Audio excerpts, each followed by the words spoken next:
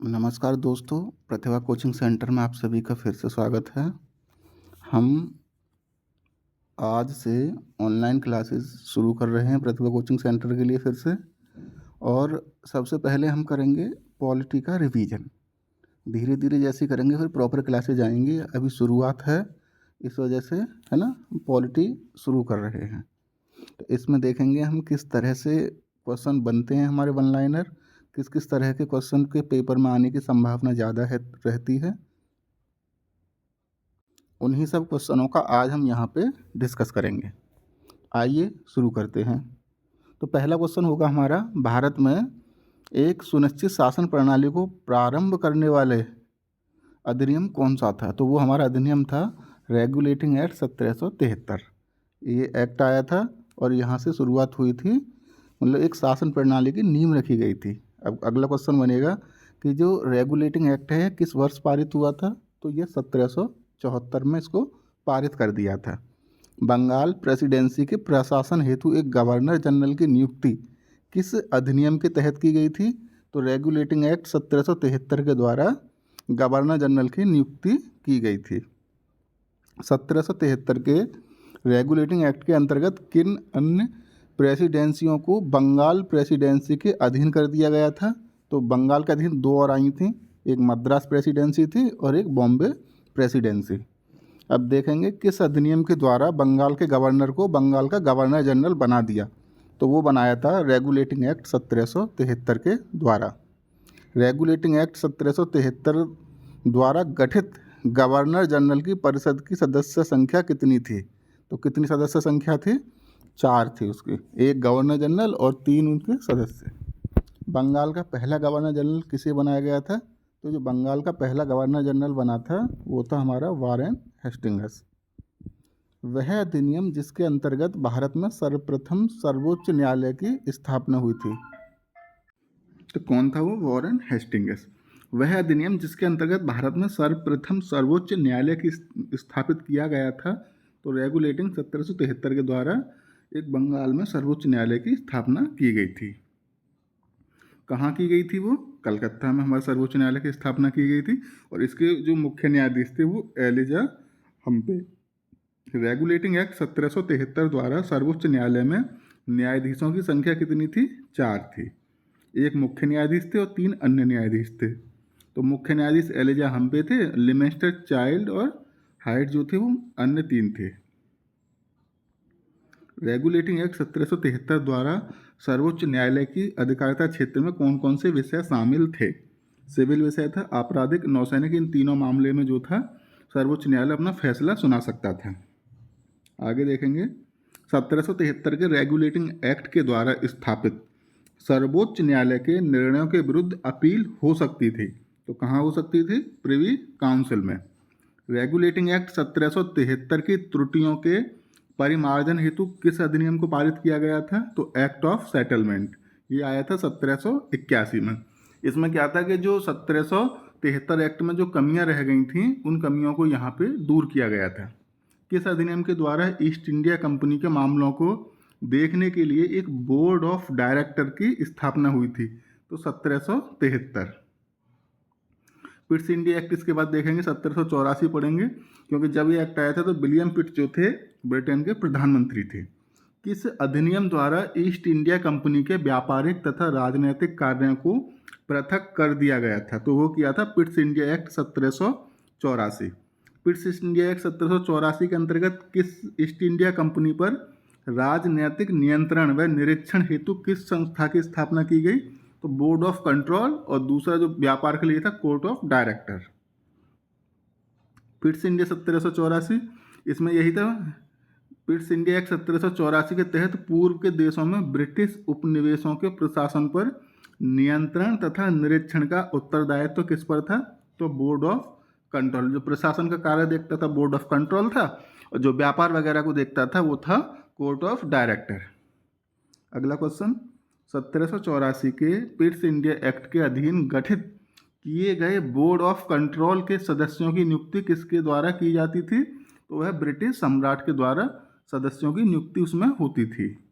आगे, Pitt's India act 1784 के तहत कंपनी के व्यापारिक मामलों के अधीक्षण की अनुमति किसके पास थी? तो यह थी बोर्ड ऑफ डायरेक्टर। जो कंपनी के व्यापारिक मामले थे वो देखता था बोर्ड ऑफ डायरेक्टर, या इसको कोर्ट ऑफ डायरेक्टर भी हम बोलते हैं।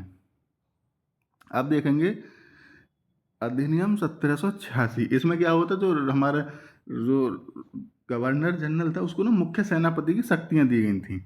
देखते हैं, गवर्नर जनरल को विशेष परिस्थितियों में अपनी परिषद के निर्णय को निरस्त करने तथा लागू करने का अधिकार प्रदान किया गया 1786 के अधिनियम में। किस अधिनियम के द्वारा गवर्नर जनरल को प्रधान सेनापति की शक्तियां दी गई थी? तो 1786 के अधिनियम। अब शुरू होते हैं हमारे चार्टर एक्ट। तो पहला चार्टर एक्ट जो आया था वो 1793 में आया, और इसका क्वेश्चन बनता है कि 1793 के तहत ईस्ट इंडिया कंपनी के व्यापारिक अधिकारों को कितने वर्षों को बढ़ाया गया था? 20 वर्षों के लिए। किस चार्टर के द्वारा बोर्ड ऑफ कंट्रोल के सदस्यों को भारत के राजस्व से वेतन देने का प्रावधान किया गया? तो वो था 1793 का चार्टर अधिनियम। आगे का क्वेश्चन देखेंगे हम, किस चार्टर के द्वारा यह स्पष्ट किया गया कि गवर्नर जनरल बंगाल में अपनी अनुपस्थिति के समय परिषद के असैनिक सदस्य को अपनी परिषद का उप प्रधान नियुक्त कर सकता है? तो चार्टर एक्ट 1793 के द्वारा। किस अधिनियम के द्वारा बिना लाइसेंस के शराब की बिक्री पर रोक लगा दी गई? तो वही 1793 का चार्टर अधिनियम था। इसके बाद 1813 का चार्टर एक्ट आता है। और किस चार्टर द्वारा सभी अंग्रेजी व्यापारियों को भारत से व्यापार की छूट प्रदान करने का जो कि उपबंध किया गया था? तो 1813 के चार्टर द्वारा। ईसाई धर्म के प्रचार की अनुमति प्रदान की गई 1813 द्वारा। शिक्षा के लिए इसी के लिए 1 लाख रुपए का बजट सैंक्शन हुआ था, और वही फिर मतलब उसका कुछ यूज नहीं हुआ, वो पूरा का पूरा बजट वापस चला गया था। किस चार्टर के द्वारा भारत में शिक्षा पर ईस्ट इंडिया कंपनी को 1 लाख रुपए वार्षिक खर्च करने का प्रावधान किया गया? तो चार्टर एक्ट 1813 के द्वारा शिक्षा पर 1 लाख रुपए दिए गए थे। किस अधिनियम के द्वारा ब्रिटिश संसद ने चाय और चीन के साथ व्यापार को छोड़कर ईस्ट इंडिया कंपनी के भारत के साथ व्यापारिक एकाधिकार को समाप्त कर दिया? तो 1813 के चार्टर एक्ट के द्वारा। अब देखेंगे charter act 1833। East India company के सभी वाणिज्य एकाधिकार कब समाप्त हो गए? तो चार्टर एक्ट 1833 द्वारा। दोस्तों इसमें हम क्या करेंगे ना, पॉलिटी के जो क्वेश्चन एग्जाम में आते हैं उन्हीं क्वेश्चनों को ना बार बार रिवीजन करेंगे। कोई ना कोई क्वेश्चन इसमें से किसी ना किसी एग्जाम में आया हुआ है। सारे के सारे जो फैक्ट मैंने लिखे हैं यहाँ पे प्रीवियस ईयर एग्जाम से उठाए गए हैं, तो उन्हीं को यहाँ पे कराया जा रहा है, जिससे क्या होगा एग्जाम से पहले देखो और रिवीजन कर लो तुरंत उसके लिए। किस अधिनियम के द्वारा बंगाल के गवर्नर जनरल को संपूर्ण भारत का गवर्नर जनरल बना दिया गया था? तो 1833 के चार्टर एक्ट के द्वारा। भारत के पहले गवर्नर जनरल कौन थे? तो लॉर्ड विलियम बेंटिंक जो थे पहले गवर्नर जनरल बने थे। वह चार्टर जिसने बॉम्बे और मद्रास की परिषदों का कानून बनाने की शक्ति समाप्त कर दी थी, तो कौन सा था वो? 1833 के द्वारा ही ये उपबंध किया गया कि किसी भी अब देखेंगे जो अगला क्वेश्चन है, किसी भी भारतीय को मात्र धर्म, जन्म स्थान, वंश और वर्ण के आधार पर सरकारी सेवा के लिए अयोग्य नहीं माना जाएगा? तो धारा 87 ये 1833 के चार्टर में थी, और ये वाला भी जो था 1833 का चार्टर एक्ट था। किस चार्टर के द्वारा यह सुनिश्चित किया गया कि भारतीय क्षेत्रों का प्रशासन अब ब्रिटिश सम्राट के नाम से किया जाएगा? तो चार्टर एक्ट 1833 के द्वारा। किस चार्टर एक्ट के द्वारा भारत में दास प्रथा को गैर कानूनी बना दिया? 1833 है ना, और एलन बारो ने 1843 में पूरी तरह से दास प्रथा को समाप्त कर दिया था। गवर्नर जनरल की परिषद में एक विधि विशेषज्ञ चौथा सदस्य के रूप में कौन 1833 में के द्वारा शामिल हुआ था? 1834 में। और कौन थे वो आपको पता ही होगा, मैकाले। कौन थे? मैकाले।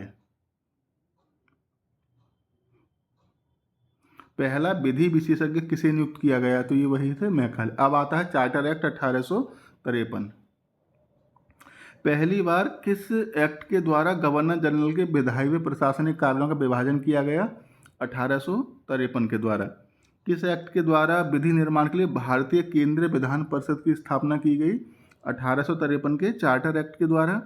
किस राज्य है ना, किस एक्ट में बंगाल के प्रशासनिक कार्य हेतु एक नए लेफ्टिनेंट गवर्नर की नियुक्ति का प्रावधान किया गया था, वो था चार्टर एक्ट 1853। 1853 के चार्टर एक्ट के द्वारा सिविल सेवाओं को लेकर प्रतियोगी परीक्षाओं का शुभारंभ हुआ तथा इसे भारतीयों के लिए भी खोल दिया गया है ना। ये 1853 के द्वारा 1854 में हुआ था। इसी संदर्भ में बस 1854 में एक समिति की स्थापना हुई। और समिति कौन सी थी? तो मैकाले समिति, जो यूपीएससी को भारतीयों के लिए शुरू करने की बात हुई थी, वो मैकाले समिति उसके लिए बनाई गई थी। लेकिन इसकी जो शुरुआत हो गई तो 1833 के द्वारा ही हो गई थी, लेकिन जो इसके जो शुभारंभ हुआ परीक्षा का वो 1854 में पहली बार आयोजन हुआ था। भारतीय विधान परिषद में पहली बार क्षेत्रीय प्रतिनिधित्व का सिद्धांत आरंभ कब किया गया था? तो 1853 के चार्टर के अनुसार विधान परिषद में। किस राजलेख के द्वारा ब्रिटिश सरकार के ईस्ट इंडिया कंपनी के निदेशकों से भारत में की जाने वाली नियुक्ति संबंधी शक्ति वापस ली गई? तो 1853 के राजकीय लेख कह लो या चार्टर एक्ट कह लो। किस अधिनियम द्वारा विधि सदस्य को गवर्नर जनरल की परिषद का पूर्ण सदस्य बनाया था? ये 1853 में है ना। 1833 में आया था और 1853 में इसको पूर्ण सदस्य बना दिया गया। अब पढ़ेंगे भारत शासन अधिनियम 1858। ब्रिटिश संसद द्वारा act for the better government of India किस वर्ष पारित किया गया? इसको क्या बोलते हैं? 1858 है ना, act for the better government of India. अगला क्वेश्चन होगा हमारा, किस अधिनियम के द्वारा भारत का शासन कंपनी के हाथों से ले लिया गया और उसको ब्रिटिश ताज के अधीन कर दिया गया? तो यह था भारत शासन अधिनियम 1858। भारत सरकार अधिनियम 1858 के तहत अब गवर्नर जनरल को क्या कहा जाने लगा? तो कहने लगे वायसराय। और पहले वायसराय जो बने थे हमारे, वो बने थे लॉर्ड कैनिंग। अब इस क्वेश्चन यहाँ कई बार ये भी बनता है कि वायसराय ने अपना जो महारानी का घोषणा पत्र था कहाँ पढ़कर सुनाया था? तो वो सुनाया था प्रयागराज में। भारत के पहले वायसराय, अभी हमने पढ़ा कैनिंग हो गए हमारे। 1858 के द्वारा बोर्ड ऑफ डायरेक्टर तथा बोर्ड ऑफ कंट्रोल को समाप्त करके इनके जो समस्त अधिकार थे वो भारत के राज्य सचिव को और इसकी 15 सदस्यीय परिषद को दे दिए गए थे। किस अधिनियम द्वारा निदेशक मंडल और नियंत्रक मंडल को समाप्त करिए? 1858 के द्वारा ये बोर्ड ऑफ कंट्रोल और कोर्ट ऑफ डायरेक्टर थे। 1858 के भारत सचिव की सहायता के लिए उपबंध किया गया था, मतलब उसकी कितने लोग होंगे जो उसकी सहायता करेंगे? तो 15 सदस्यीय परिषद बनाई गई थी। अब इसी के कंट्रोल में क्या किया था? गवर्नर जनरल को रख दिया था, है ना। तो 1858 के अधिनियम द्वारा जो राज्य सचिव था इसके अंडर में भारत का गवर्नर जनरल या वायसराय आने लगा था। जो अब देखेंगे भारत का राज्य सचिव जो था ब्रिटिश संसद के प्रति उत्तरदायी होने का क्या कारण था? क्योंकि जो होता था ब्रिटिश मंत्रिमंडल का सदस्य होता था, लेकिन उसका वेतन होता था ना वो भारतीय राजस्व से दिया जाता था। अब देखेंगे भारत परिषद अधिनियम 1861। इसमें क्या हुआ था? प्रतिनिधित्व प्रणाली लागू की गई थी 1861 में। इसमें 3 लोगों को शामिल किया गया था। बनारस के महाराज, पटियाला के महाराज थे, बनारस के थे, और सर दिनकर राव। इन 3 लोगों को मतलब उसको प्रतिनिधित्व दिया गया था। किस अधिनियम के द्वारा सर्वप्रथम भारतीयों को कानून बनाने की प्रक्रिया में सम्मिलित किया गया? 1861 के द्वारा। अध्यादेश भी जारी कर सकता था तो वायसराय शक्ति सबसे पहले कैनिंग को दी गई थी। किस अधिनियम द्वारा मद्रास व बम्बई प्रेसिडेंसियों को पुनः विधायी शक्तियां देकर विकेंद्रीकरण की प्रक्रिया की शुरुआत की गई? तो 1861 के द्वारा। किस अधिनियम में विधि निर्माण के क्षेत्र में शक्ति विभाजन के सिद्धांत की कल्पना की गई थी?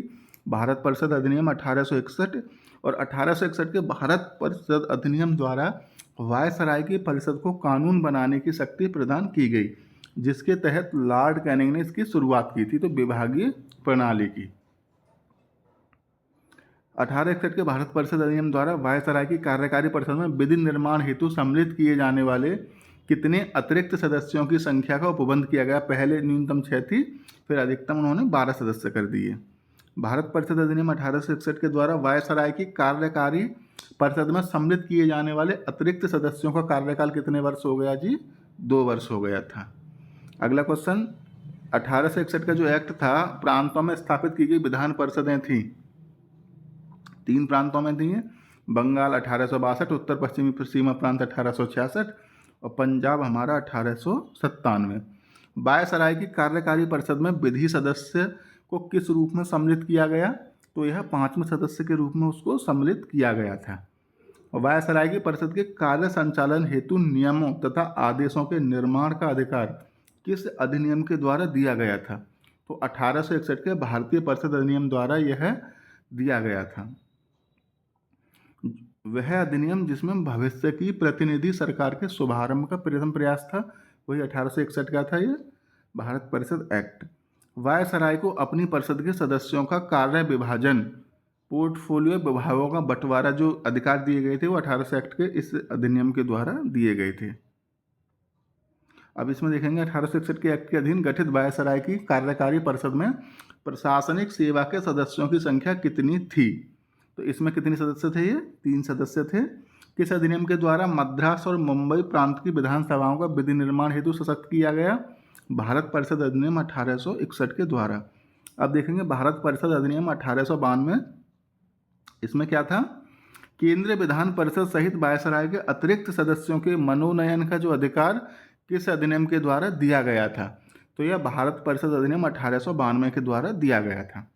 केंद्रीय विधान परिषद में मनोनीत किए जाने वाले अतिरिक्त सदस्यों की संख्या निर्धारित की गई। न्यूनतम तो 10 थी और अधिकतम कितनी थी? 16 थी। बम्बई तथा मद्रास परिषद की शक्तियों में गवर्नर द्वारा नियुक्त किए गए जाने वाले सदस्यों की संख्या कितनी निर्धारित की गई थी? न्यूनतम 8 और अधिकतम 20। बंगाल प्रांत के परिषद में गवर्नर द्वारा नियुक्त किए जाने वाले अतिरिक्त सदस्यों की संख्या कितनी थी? तो अधिकतम 20 सदस्य थे। केंद्रीय विधान परिषद में अतिरिक्त जो सदस्य शामिल किए गए उनका कार्यकाल 2 वर्ष बताया गया। और केंद्रीय विधान परिषद में अतिरिक्त सदस्यों के निर्वाचन हेतु कौन सी रीति अपनाई गई थी? तो परोक्ष निर्वाचन रीति उसको अपनाया गया था। किस अधिनियम के द्वारा केंद्रीय और प्रांतीय दोनों विधान परिषदों के सदस्यों को बजट पर बहस करने व प्रश्न पूछने का अधिकार दिया गया था? भारत परिषद अधिनियम 1892 के द्वारा। 1892 के अधिनियम के अंतर्गत नवीन विधि निर्माण के तहत प्रांतीय व्यवस्था सभाओं के अनिवार्य था, तो वह था गवर्नर जनरल की पूर्व स्वीकृति। आपातकाल या विशेष आवश्यकता की स्थिति में गवर्नर जनरल को व्यवस्थापिका सभा की मदद से प्रांतों के लिए विधि निर्माण का अधिकार देने वाला पहला अधिनियम कौन सा था? तो वह था भारत परिषद अधिनियम 1892।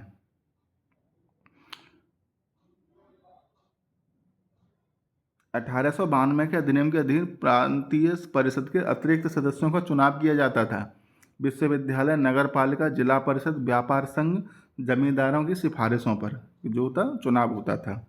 1892 के अधिनियम के तहत केंद्रीय परिषद के गैर सरकारी सदस्यों का निर्वाचन किस प्रकार होता था? तो प्रांतीय परिषदों के गैर सरकारी सदस्यों की सिफारिश पर। 1892 के अधिनियम के अधीन गठित होने वाले व्यवस्थापिका सभाओं यानी कौन कौन सी थी? केंद्रीय और प्रांतीय के सदस्य किस प्रकार के प्रश्न वो नहीं पूछ सकते थे? पूरक प्रश्न नहीं पूछ सकते थे और पूर्ण प्रश्न भी वो नहीं पूछ सकते थे। 1892 के अधिनियम द्वारा स्थापित व्यवस्थापिका सभाओं की वास्तविक स्थिति कैसी थी? परामर्शदात्री परिषदों जैसी। 1892 के अधिनियम की आलोचना करने वाले नरम दलीय नेताओं के नेतृत्वकर्ता कौन थे? तो गोपाल कृष्ण गोखले। 1892 के अधिनियम द्वारा किए गए सुधारों का पूर्ण लाभ उठाने की सलाह देने वाले भारतीय राष्ट्रीय कांग्रेस के नेता कौन थे? तो सुरेंद्र नाथ बनर्जी। 1892 के अधिनियम के अधीन गठित होने वाली केंद्रीय परिषदों के सदस्य बनने वाले प्रमुख भारतीय नेता थे गोपाल कृष्ण गोखले, रास बिहारी है ना ये बोस तथा सुरेंद्र नाथ बनर्जी। अब ये देखेंगे भारत परिषद अधिनियम 1909, इसको किस नाम से जानना जाता था? 1909 वाला जो था ना मार्ले मिंटो है ना, इनको मार्ले जो थे राज्य सचिव थे, मिंटो जो थे भारत का वायसराय था।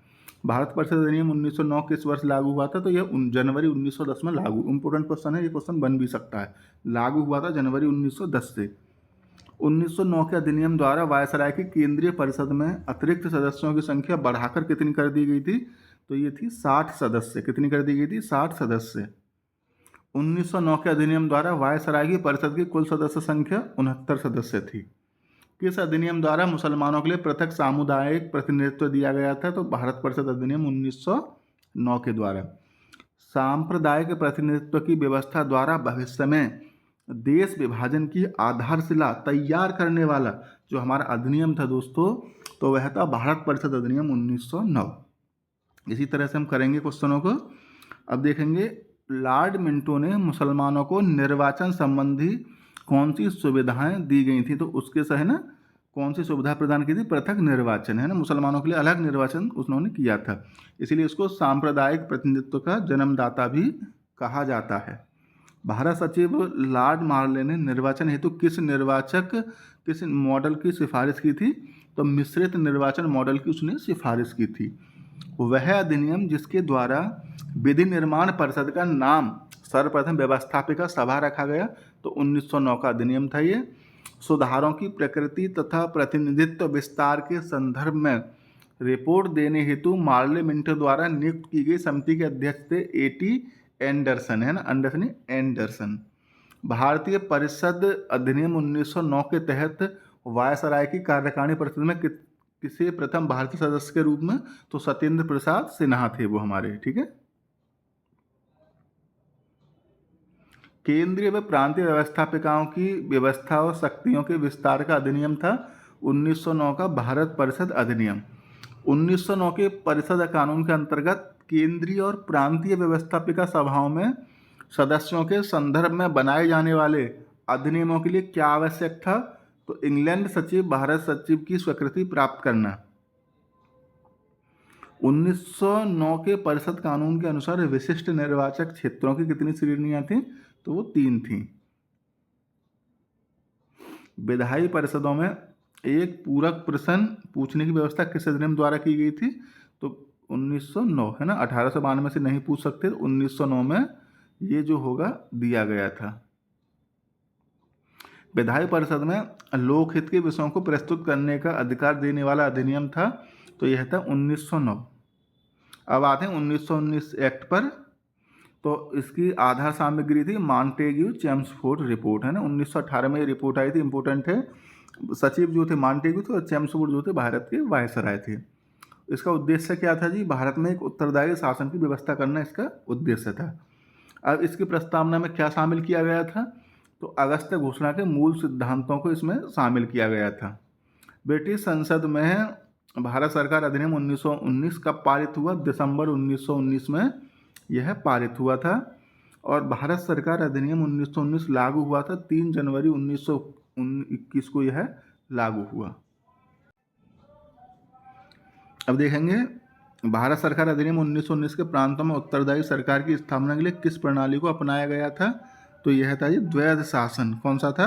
द्वैध शासन को अपनाया गया था। 1919 अधिनियम के अंतर्गत प्रांतीय कार्यकारिणी परिषद की शक्तियों का विभाजन कितने भागों में किया गया था? 2 भागों में, आरक्षित और हस्तांतरित।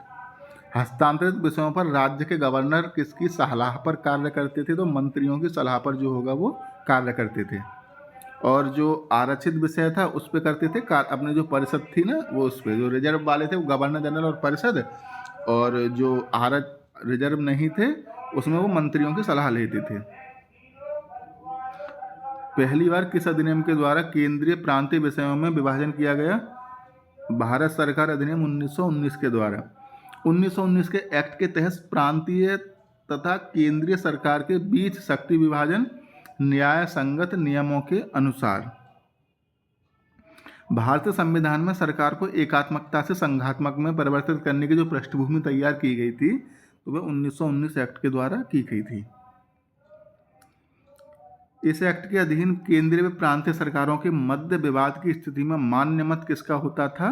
तो वह होता था केंद्र सरकार का।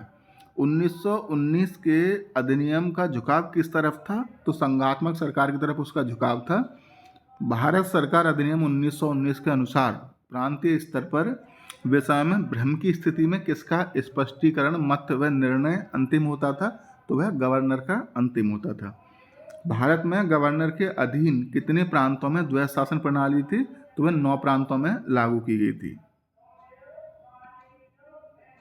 और जो 1919 एक्ट के द्वारा प्रांतों में स्थापित हुई थी जो विधान परिषद, वो एक सदनीय थी। कैसी थी? एक सदनीय। किस एक्ट के द्वारा प्रांतीय विधानसभाओं के लिए पहली बार प्रत्यक्ष निर्वाचन की शुरुआत की गई? 1919 के द्वारा। 1919 के एक्ट के अंतर्गत प्रांतों में पृथक निर्वाचन क्षेत्रों की व्यवस्था किस वर्गों के लिए की गई थी? तो सिख, भारतीय, ईसाई, यूरोप व एंग्लो इंडियन।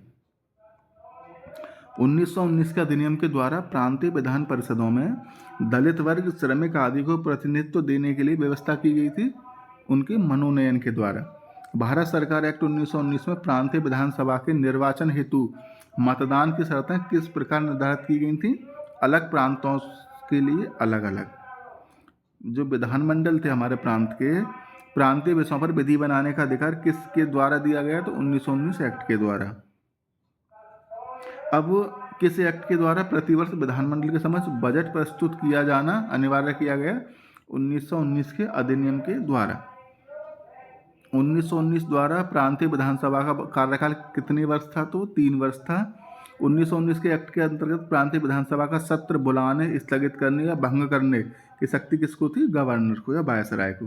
जो वर्तमान में जैसे यहाँ पे होती है ना राष्ट्रपति को, या राज्य में राज्यपाल को होती है, तो उसी तरह से वहाँ पे उसको थी। किस प्रांत में द्वैध शासन प्रणाली में संतोषजनक ढंग से कार्य किया था? पंजाब ने। मंत्री गवर्नर के प्रसाद पर्यंत ही पद पर रह सकेंगे, यह व्यवस्था 1919 के एक्ट के द्वारा की गई थी। अगला था 1919 के अंतर्गत गवर्नर द्वारा अध्यादेश जारी करने हेतु वांछित शर्त क्या थी? तो वायसराय की अनुमति, है ना। जो गवर्नर जो करता तो वायसराय की उसको अनुमति लेना जरूरी था। किस एक्ट के द्वारा केंद्र में प्रथम बार द्विसदनीय विधानसभा आई थी? तो 1919 के एक्ट के द्वारा। वह अधिनियम जिसके द्वारा प्रथम राज्यसभा स्थापित की गई। भारत सरकार अधिनियम 1919 के द्वारा पहली बार राज्यसभा स्थापित की गई थी। 1919 के अधिनियम द्वारा स्थापित राज्यसभा का कार्यकाल निर्धारित किया गया था 5 वर्ष। और 1919 के एक्ट के अनुसार विधानसभा में कौन सा प्रस्ताव प्रस्तुत किया जाना अनिवार्य था? कर वृद्धि विषयक सभी प्रस्ताव, है ना, जो भी आर्थिक बिल थे वो सब इसमें किए गए थे। 1919 के अधिनियम द्वारा भारत सचिव की परिषद की संख्या पुनर्निर्धारित की गई थी, न्यूनतम 8 थी और अधिकतम 12। 1919 के अधिनियम द्वारा गवर्नर जनरल की कार्यकारिणी में भारतीय सदस्यों की संख्या 3 से, है ना, 2 से बढ़कर 3 कर दी थी। 1919 के अधिनियम के अनुसार किन विषयों पर भारत परिषद का मत अनिवार्य था? आय व्यय तथा अखिल भारतीय सेवा संबंधी नियम। किस अधिनियम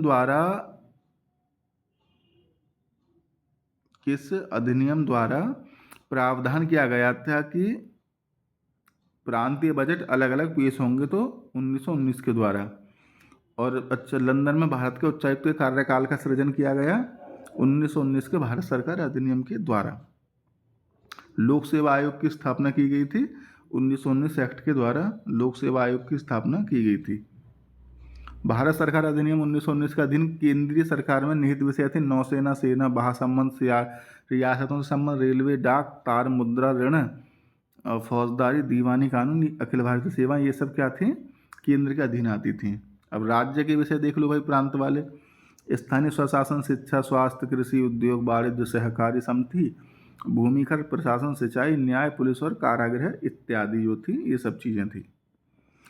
अगला क्वेश्चन होगा 1919 का अधिनियम को किन लोगों द्वारा स्वागत किया गया था? कांग्रेस के मध्यम मार्गी, है ना, मध्यम मार्गी जो लोग थे उन्होंने स्वागत किया था। मूडी मैन समिति, है ना, मूडी मैन जो समिति थी वो 1919 के एक्ट की जांच के लिए गठित की गई थी। अच्छा, ये जो कहा गया था, जो भारत का गवर्नर जनरल राज्य भी करता है और शासन भी, ये कैसे किसके संबंध में है? तो 1919 के एक्ट के संबंध में यह विशेषाधिकार उसको दिए गए थे। किसने कहा था कि 1919 का अधिनियम भारतीयों के लिए बेड़ियों का नया जाल था? बड़ा इंपॉर्टेंट क्वेश्चन है। सुभाष चंद्र बोस ने ये बात कही थी। किसका कथन है कि चैमसोर सुधार भारत के आर्थिक शोषण तथा उसे परतंत्र बनाए रखने का प्रक्रिया का अंग थे? तो ये महात्मा गांधी जो हमारे राष्ट्रपिता थे, उन्होंने यह बात बोली थी। भारत शासन अधिनियम 1935 को पढ़ेंगे। भारत में उत्तरदायित्वपूर्ण शासन की व्यवस्था के संदर्भ में अंतिम महत्वपूर्ण अधिनियम कौन सा था? तो भारत शासन अधिनियम 1935। ब्रिटिश संसद ने भारत शासन अधिनियम 1935 कब पारित किया था? तो 1935 में इसको पारित किया था, इसकी विशेषताएं अगर पूछता है तो वह प्रांतों में स्वायत्त शासन की स्थापना करना और केंद्र में द्वैत शासन, ये इसके वो थे। 1935 के अंतर्गत विशिष्ट शक्तियां किस में थी? गवर्नर जनरल या वायसराय को दी गई थी। अखिल भारतीय संघ, ये भारत सरकार अधिनियम 1935 के द्वारा किया गया था। भारत सरकार अधिनियम 1900 में विषयों में विभाजित किया गया था। संघ, राज्य और संवर्ती सूची। किस अधिनियम के द्वारा संघीय न्यायालय की स्थापना का प्रावधान किया गया? भारत शासन अधिनियम 1935 के द्वारा। किस अधिनियम द्वारा भारत को लिखित संविधान देने की बात की गई थी? तो 1935 के द्वारा ये बात की गई थी। जब 1935 में यह बना था तो उसमें 321 अनुच्छेद थे और 10 क्या थी? अनुसूचियाँ थी। अच्छा, संघात्मक सरकार की स्थापना 1935 एक्ट के द्वारा ही की गई थी। अच्छा, जो शामिल करना 1935 के द्वारा अखिल भारतीय संघ में शामिल होना किसके लिए अनिवार्य था? तो ब्रिटिश भारतीय प्रांतों के लिए अनिवार्य कर दिया गया। 1935 के अधिनियम में अखिल भारतीय संघ में सम्मिलित होना ऐच्छिक था। किसके लिए? भारतीय रियासतों के लिए। ठीक है ना, 552 रियासतें थी और उसमें से क्या होता है 549 तो शामिल हो गई। जब हम आज़ाद हुए थे 3 बची थी। कौन कौन सी बची थी? एक हैदराबाद थी, एक जूनागढ़ थी और एक कश्मीर थी। तो हैदराबाद दोस्तों पुलिस कार्यवाही के द्वारा एक ऑपरेशन पोलो चलाया गया था 1948 में, तो इसको शामिल कर लिया था। जूनागढ़ में क्या था? इसमें जनमत संग्रह करा लिया गया। अब वहाँ का जो वो था वो पाकिस्तान फिर भाग गया था। जैसे जनमत संग्रह में वहाँ की जनता ने भारत में शामिल होना स्वीकार किया तो वो भाग गया। अब एक और बचता है हमारा कश्मीर। अब कश्मीर में राजा हरी सिंह थे। अब हरी सिंह क्या थे जो शासन कर रहे थे, उन्होंने मना कर दिया पहले। उसके बाद क्या किया, जब पिंडारियों ने इन पर आक्रमण किया तो इन्होंने रातों रात विलय पत्र पर साइन कर दिए। अच्छा, 1935 के ये ना रियासत हो गई। अब भारत सरकार अधिनियम 1935 के अधीन संघ में सम्मिलित होने वाली रियासतों के शासक के लिए क्या अनिवार्य था? विलय पत्र पर हस्ताक्षर। भारत सरकार अधिनियम 1935 के तहत गवर्नर जनरल की नियुक्ति की गई थी ब्रिटिश सम्राट के प्रतिनिधि के रूप में भारत और तथा संघीय शक्तियों के प्रयोगकर्ता के रूप में। 1935 के अंतर्गत केंद्रीय और प्रांतीय सरकारों के मध्य कितनी सूचियां थी? 3 थी। संघ, प्रांत, संवर्ती। और संघ में 59 विषय, प्रांत में 54 और दोनों पर जिसका वो खर्च था वो 34 विषय से 36 सॉरी। 1935 के एक्ट के अंतर्गत संघीय सूची में रखे गए प्रमुख विषय कौन कौन से थे जी? तो ये थे हमारे रक्षा, डाक, मुद्रा, रेल, विदेशी मामले, अखिल भारतीय सेवाएं। अच्छा, विधि निर्माण का जो 1935 के तहत जो विषय किसी सूची में नहीं थे ना, तो उसको अधिकार किसको दिया गया था? तो गवर्नर जनरल के आदेश से केंद्रीय प्रांतीय विधानसभा उस पर कानून बना सकते थे। अब 1935 के अंतर्गत केंद्रीय कार्यपालिका के आरक्षित विषयों का प्रशासन गवर्नर जनरल करता था। वायसराय, उसकी 3 सदस्यीय परिषद। 1935 के अधिनियम के अनुसार केंद्रीय कार्यपालिका के हस्तांतरित विषयों का प्रशासन किया जाता था। गवर्नर जनरल और उसके मंत्रिमंडल के द्वारा प्रशासन किया जाता था। भारत सरकार अधिनियम 1935 में मंत्रिमंडल की बैठकों की अध्यक्षता का अधिकार किसे दिया गया? गवर्नर जनरल को दिया गया था। भारत सरकार अधिनियम 1935 के अनुसार केंद्रीय कार्यपालिका के आरक्षित विषयों के संदर्भ में गवर्नर जनरल किसके अधीन था? तो भारत सचिव के वह अधीन था। 1935 के अधिनियम के अनुसार केंद्रीय मंत्रिमंडल के सदस्यों की नियुक्ति, पदच्युति, केंद्रीय विधानमंडल का सत्र आहूत करना, विधेयकों पर स्वीकृति की घोषणा करने का अधिकार किसको था? गवर्नर जनरल के पास वह अधिकार था। भारत शासन अधिनियम 1935 के अधीन संघीय विधानमंडल कितने थे? द्विसदनीय थी ये। 1935 के अधिनियम के अंतर्गत संघीय विधानमंडल या केंद्रीय विधानमंडल के सदस्यों में प्रावधानित सदस्य संख्या कितनी थी? उच्च सदन में 260 थे और निम्न सदन में 375 थे। भारत सरकार अधिनियम 1935 में निम्न सदन का कार्यकाल जो था 5 वर्ष उसको निर्धारित किया गया था। भारत सचिव के लिए अधिकतम 6 न्यूनतम 3 पार्षदों की नियुक्ति का प्रावधान ये 1935 एक्ट में ही किया गया था। भारत सरकार अधिनियम 1935 में संशोधन या परिवर्तन की शक्ति ब्रिटिश संसद को दी गई थी। 1935 के अधिनियम के तहत 1935 के अधिनियम के तहत जो प्रांतीय क्षेत्र के प्रशासन का कार्य नियंत्रण किसको दिया गया था? वो मंत्रिमंडल को था। 1935 अधिनियम में मंत्रिमंडल को किसके प्रति उत्तरदायी घोषित किया गया? विधानसभाओं के प्रति उसको उत्तरदायी जो है घोषित किया गया था।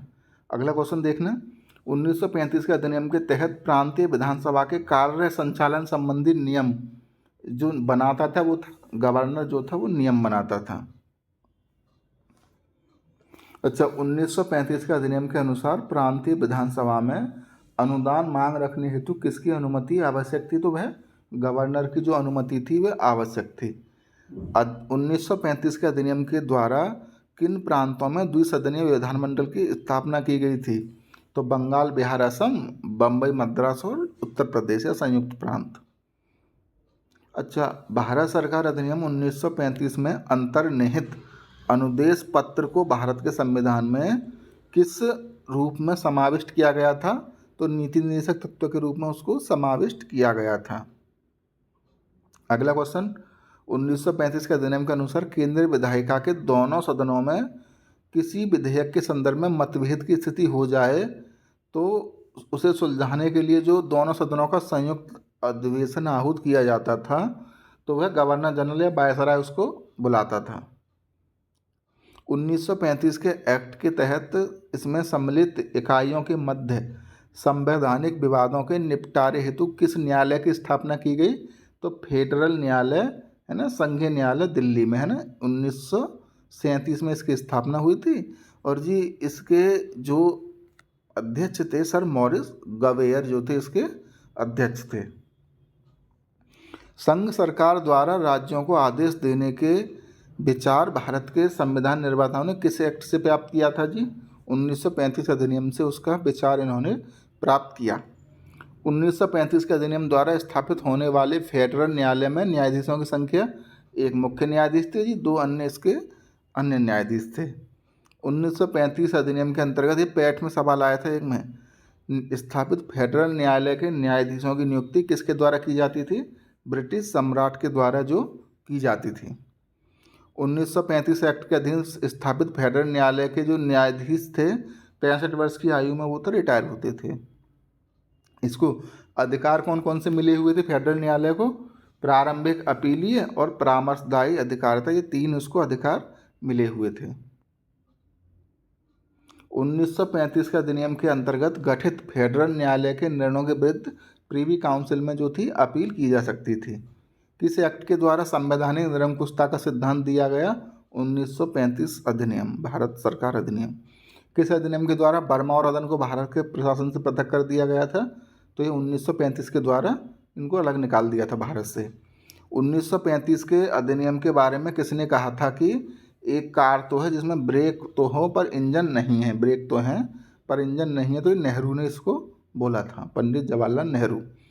पंडित जवाहरलाल नेहरू ने किस अधिनियम को गुलामी का अधिकार पत्र या दास्ता का आज्ञा पत्र कहा था?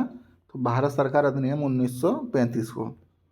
किस वायसराय ने कहा था कि भारत शासन अधिनियम 1935 इसलिए पास किया गया क्योंकि हम समझते थे कि भारत पर अंग्रेजी प्रभुत्व बरकरार रखने का यह सर्वोत्तम तरीका है? तो ये लॉर्ड लिनलिथगो ने यह बात बोली थी। अच्छा, बेड़ियों का जाल किसने बोला था 1919 को? तो सुभाष चंद्र बोस ने। अब आते हैं 1942 पर, क्रिप्स मिशन कब आया था जी? 1942 में आया था। कितने सदस्य था? इंपॉर्टेंट क्वेश्चन है, केवल एक सदस्य ही है मिशन था।